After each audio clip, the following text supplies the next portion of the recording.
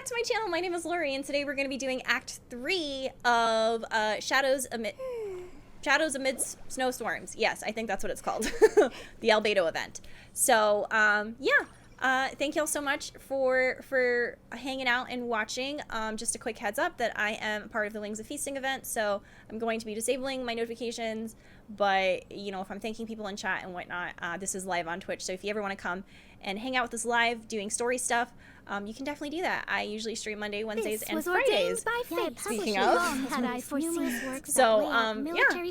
without further ado, we're gonna get right into it after I actually disable my alerts. I will turn my alerts back on, y'all, by the way, after we're done with the story, but I'm just gonna disable them now so Mona's not interrupting our immersion. Albedo! Traveler, Paimon. I suppose your story is ready. Mm-hmm. Yep. How about you? Do you need some more time? No need. I am also ready to tell my story. Paimon calls dibs! Paimon first! Please, go ahead. Okay, here goes. Once upon a time, Oh my God. there was an evil researcher who went into the mountains and did a crazy experiment on whopper flowers to transform their appearance. After a lot of pain and suffering, the whopper flowers finally took on a human form. Then they stood by the side of the mountain to wait for unsuspecting bypassers. To whoever spoke to them, they would ask some questions such as, "Who am I? Who are you?" If the bypasser got the wrong answer, the last sound they'd make would be a yelp before the whopper flower ate them alive in one bite. Oh my goodness. Ooh, truly frightening. Yes, Paimon is truly frightening. What the? You two aren't scared at all. Maybe I'm just really tough, I don't know. Don't go nitpicking, okay? If you didn't like the story, go write your own. Ooh, in that case, I would add some horror elements in. After the whopper flower eats someone, they would turn into that person. Oh, I'm gonna do that one. In other words, the whopper flowers would ambush and then completely replace their victims. And then adopt their newfound identity. And then what? Go back to where the person lives? Enter their home? Eat their whole family? Paimon made up this story, but now Paimon's the one who's scared by it. It's a good story. Oh, may I write it down? I may bring it up in future conversations. Oh.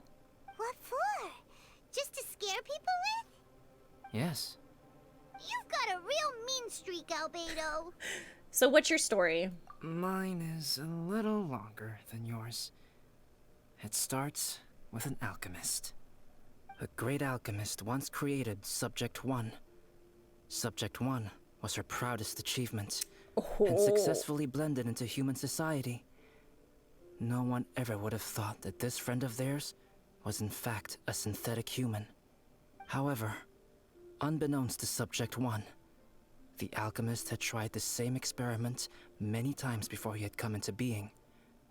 Some of the rejects from failed experiments had been discarded, but had not died. This is so wild. Subject 2 was one such failed experiment. He was swallowed by a great dragon that came to rest upon a snow-swept mountain.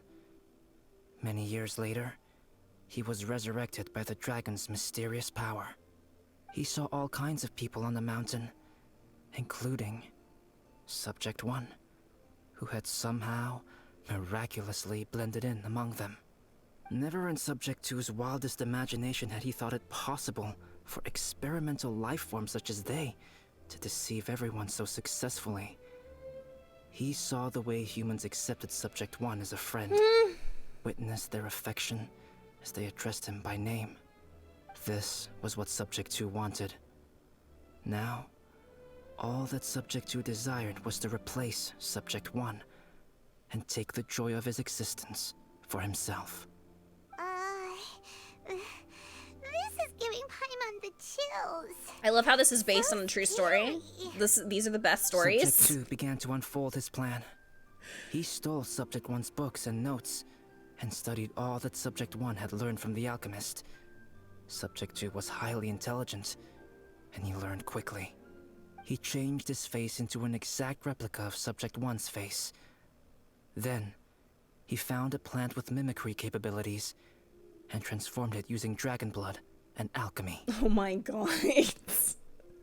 And so, not only did Subject 2 transform his own appearance to perfectly match that of Subject 1, he also created a third entity, Subject 3. What?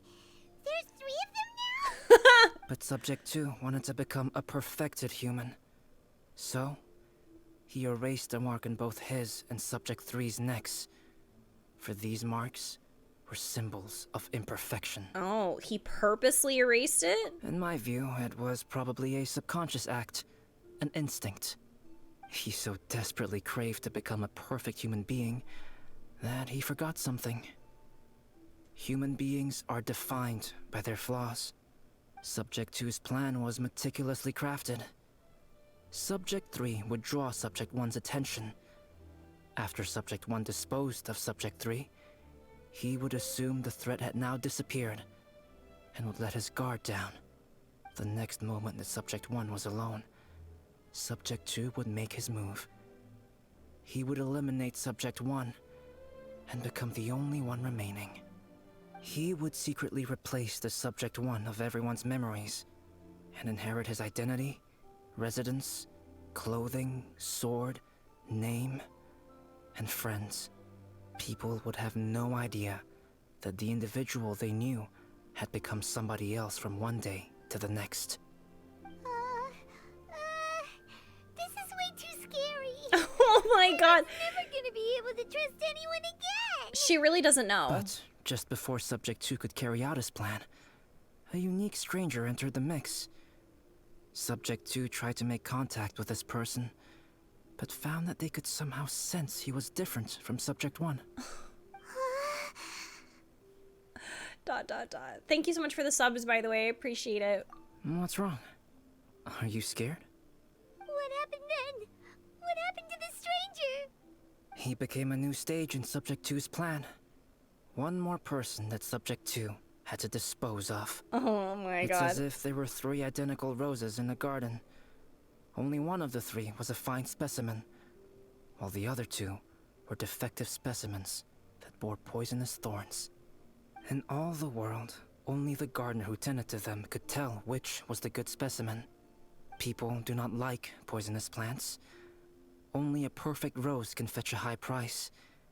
If the inferior specimens wanted to conceal the fact of their worthlessness, they would have to take the gardener out of the picture, using their poisonous thorns.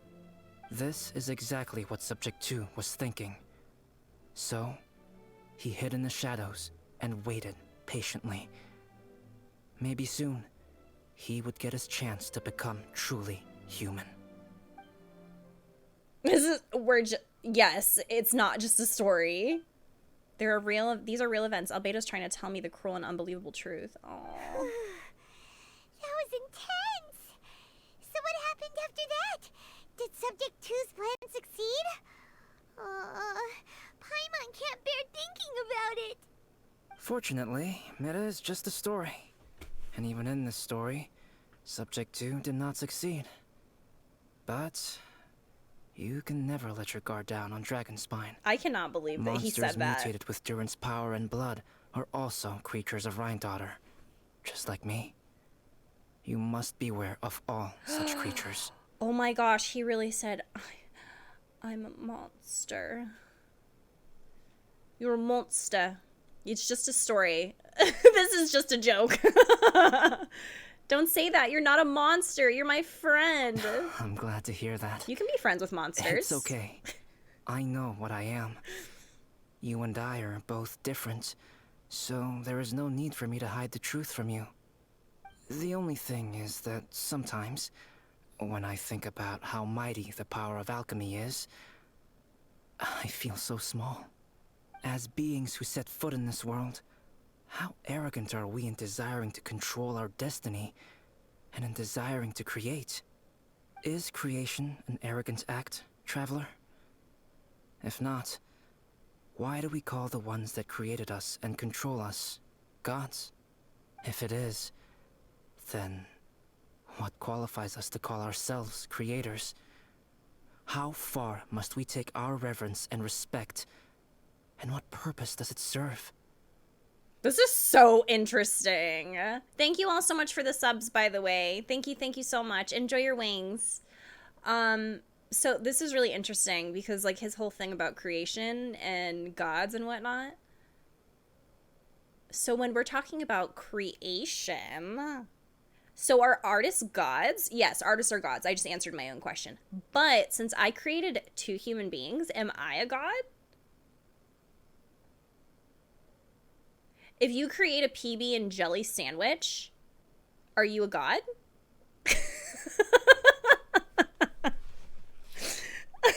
That's basically his point. I know. I'm just... When we're all gods? When I create my Final Fantasy XIV character, I'm a god? How did you feel when you took out the imposter? Nothing special. But whenever I think about it, I feel a twinge of grief. Poor Albedo. Oh. Hello? Traveler? Are you here? Hey, is that Amber? Thought we might find you here. Oh, the girlfriends are back. We're Ugh. here to deliver a message from Cyrus. There's gonna be a big event down at the base camp, and they want you there too, Traveler. Winter camp is nearing its end. Apparently, even provisional instructors are required to attend. Looks like we need to go, Albedo. Bye for now. Then I won't keep you. I have some things to attend to here, so forgive me for not seeing you down. Don't worry about it. There have been no issues getting up and down the mountain recently. Is everyone ready? Let's not keep them waiting. They're so cute. Like, they're so cute. Hey, Beth, welcome in. Huh? Who is this guy? What? It's Joel's father? Allow me to introduce Yoser. He's Joel's father. Dad, this is that traveler I was telling you about. The traveler's helped me out loads in the past. He's and this alive! time, we even built a snowman together. Joel has told me everything about you. I can't thank you enough. The way that I want to cry. He's alive! I'm glad you're finally reunited. It must be nice to reunite in a healthy way with your family. Traveler cannot relate. Wow, this is amazing. Wait a second. Why is Cyrus discreetly wiping tears away? Oh. And what's Pallid doing here? Pallid is the hero of the hour this time. Go on, Pallid. Tell us what happened in your own words. Okay. The weather was fine on that fateful Wait, day, Pallid. and I had a feeling that Lady Luck was smiling down on me. So I trusted my gut and set off to explore somewhere new, somewhere dangerous. Because where there is great danger, there is also great treasure. Why does this sound so hard to believe? But I had only been away from the group for a short while when I fell down a slope and just started rolling. Uh-oh. Did my bad luck rub off on him when we ran into each other on the mountain? The place I fell to was somewhere I didn't recognize, and I'd sustained a few injuries. I remember thinking to myself, this is the worst luck I've ever had in my whole life. Poor Benny. Then I met Yoserv. He'd heard the sound of me falling and came out to see what was going on. Huh? Wow, so it was completely by chance then. I thought he must have been someone from the Adventurers Guild here for the event, but after a few words of conversation, it was clear that he was having memory problems. He didn't even know his own name. Wait. The temperature was freezing, and there was no time to deal with all that there and then. So I convinced him to come back to the camp with me and figure everything else out after we got there. We got back to the camp, ran into Joel, and the moment he saw him, he froze for a second with this completely stunned expression on his face, and then he started crying out, "Dad! Dad!" That's when Yoserv suddenly started to remember. My memory has still not fully recovered, but Joel and his mother, they are the only ones that I will not, no, that I cannot forget. Daddy. Daddy's right here, Joel. Daddy's right here. Yoserf, don't you remember anything else at all? The poor princess? Feeding the foxes? My tears? I'm sorry. I have no recollection. Maybe it's because of the head trauma. I'm not sure. I woke up and found myself covered in blood. My things were gone, and there was nothing to indicate who I was or how I got there. I crawled into a cave and settled in for a slow recovery. After my legs and feet were a little better, my hunting skills were what kept me alive. Dad, I was so worried about you. I'm all right now, Joel. Oh, don't cry. Daddy's not going anywhere. I'm here to stay. Oh, this is good. This is good. Here's my heart. I hope this is real and not just fuckery. I hope this is real. All's well that ends well. You know what, though? I definitely think my luck got worse after running into Benin on that mountain. No. I knew it. I just... No. I just meant if it weren't for you, there's no way I ever would have run into Yozerv on a mountain this huge. Besides, we got back safely, didn't we? So don't blame yourself. Maybe sometimes miracles can only happen when you get just unlucky enough. Oh. Pallet. When did you become such a smooth talker, huh? Huh? Am I? I was just telling the truth. Oh, yeah. I want to say thank you to the Traveler, Uncle Cyrus, Auntie Eula, and Auntie Amber. Thanks, everyone.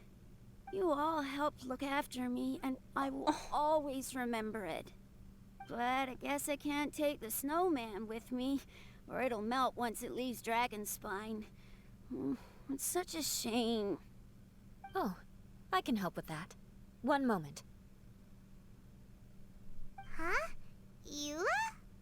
Here, take this. It's powdered rime. Just add it to your snowman, and it will never melt. Are you joking? Wow! Really? Oh, this is awesome! You're the best, Auntie Eula! Dad, I have an unmeltable snowman now! How cool is that? How can I ever repay you all? Oh, no! You stop! No, not y'all basically saying this is fuckery. Stop! I was hoping that, like, they just found him and, like... No! Please! No, I'm in pain. Okay, we are all delighted for you. I refuse to believe it. Thank you, from the bottom of my heart. Dad, I want to go move the snowman. Can we do it now, please? Okay, I'll be leaving with Joel now. I'm sure I'll see you all another day. Very well, very well. It's time for Pallet and I to have another discussion concerning his breaches of adventurer discipline. Huh? But Cyrus, I think I kind of made up for my mistakes this time, you know? See you guys. Oh, I made this for you and Amber. Think of it as a winter souvenir. What? Aw, are you sure? This must be really important to you. But so are you, Amber. Come on now, just take it. No need to make such a fuss. Wow. They're so cute. Now our snowman won't melt either. Great. I mean, so y'all think that he was resurrected, so Durin didn't actually, like, take over his body. It was just that he was resurrected. All right. Thank you, Eula. You're welcome. Just keep it. That's all I ask. Amber and I have some business to attend to now. See you later. See you. Everyone's gone. Seems like they've all got their own stuff to do now. Oh, you know what? We've been on Dragonspine all this time, and somehow Paimon still forgot to ask Albedo about how to make a fruit juicifier machine that can keep the juice fresh. Maybe we should try Timaeus again. Oh my god. He's pretty eager to please after all. Timaeus is probably like... Canonically, I feel like Timaeus is so over it. You know what I mean? Because I don't know how many times y'all have like accidentally talked to Timaeus while trying to use the machine, the alchemy machine. Like, I feel like Yes, we can rest a bit. canonically, Timaeus is probably so over us. Like, God, I'm so tired of y'all. Timaeus! Traveler and Paimon, what can I do for you? Wait a minute. You've got that mischievous look on your face. Oh, you're not still thinking about that ridiculous juicer thing, are you? He's so over it. Will you help us? Okay, there's no us in this situation. Oh, wait, I'm gonna say this one. Well, if the Traveler isn't really interested, then, yeah, maybe I'll give this one a pass. It's just the weirdest request ever. No, but Paimon's Sunsetias are gonna go to waste without it. And the time it would take me to research something like that, I could probably pick those Sunsetias again 10 times over. New research project, Timaeus? How did he get here so fast? We meet again. He got here so fast. Okay, Well, anyone Albedo, else thank check his goodness. neck now? So the situation is, Paimon wants a machine that can turn fruit into juice and keep the juice fresh. This is outrageous. Surely it's... Majorly important. This is That's so what it embarrassing. If you can manage to invent this, we'll never have to worry about fruit going bad ever again. That's impossible. Oh! Hello? Pardon me?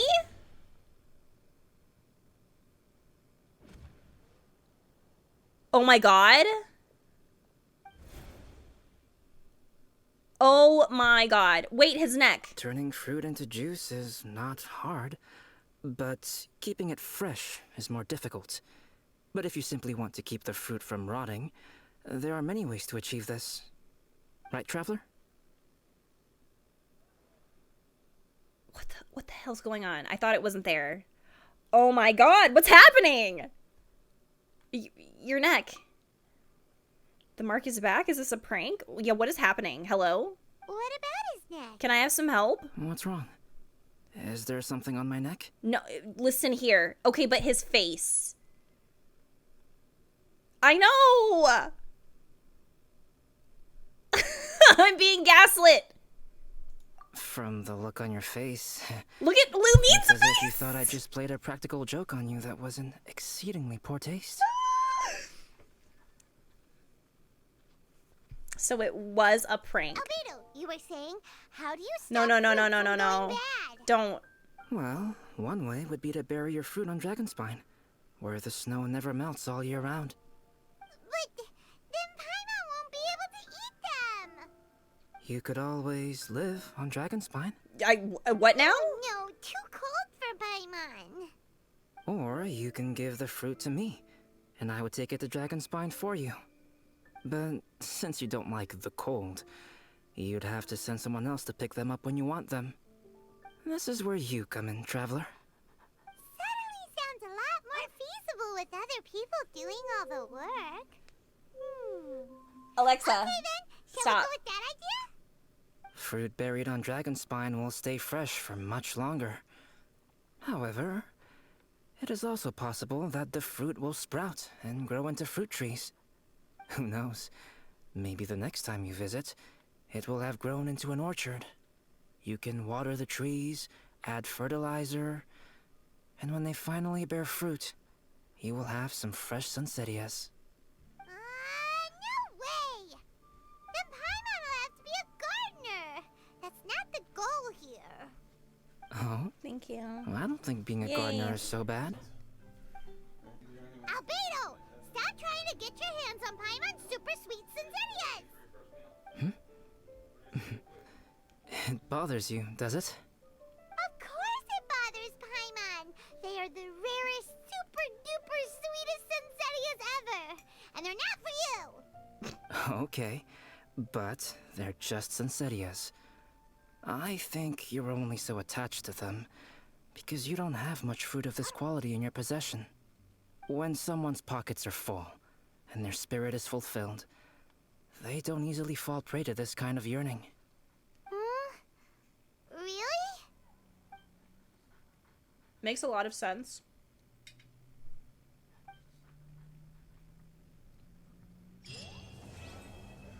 I don't know what to make of that conversation because I swear, like, I don't know if I'm being, am I being gaslit?